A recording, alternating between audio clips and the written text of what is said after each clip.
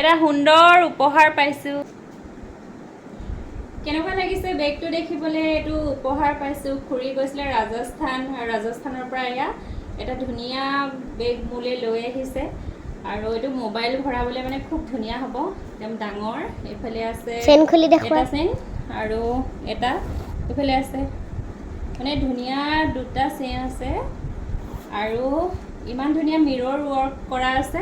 এয়া দেখিছে নহয়, খুব ধুনীয়া লাগিছে, কালাৰটো খুব ধুনীয়া লাগিছে আৰু ইয়াৰ ৱৰ্কৰ মানে কম্বিনেশ্যনবিলাক ইমান ধুনীয়া লাগিছে দেখিবলৈ। শুনাচোন, ইয়াত তুমি নহয় দোকানৰ কিবা ৰিচিপ্ট ভৰাব পাৰিবা আৰু এইটো ডাঙৰ চেইনটোত মোবাইল। অকল মানে বেগটোকে দেখাই আছা আকৌ তুমি নেকি? না, তোমাকো দেখাইছোঁ। তাৰপিছত ধুনীয়া লাগিছে খুব, ৰছীডাল একদম ব্লেক কালাৰ আৰু ডিজাইন দিয়া আছে। ব্লেক কালাৰ, বেগটো হৈছে ৰেড কালাৰ, খুব ধুনীয়া লাগিছে।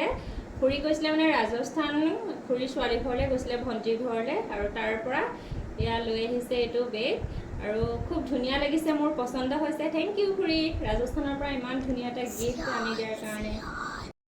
আৰু উপহাৰবোৰ সৰুৱে হওক বা ডাঙৰে হওক, কোনোবাই যদি আপোনাক মৰমত দিয়ে তেনেহ'লে খুব ভাল লাগে, নহয়নে? মোৰো ভাল লাগে।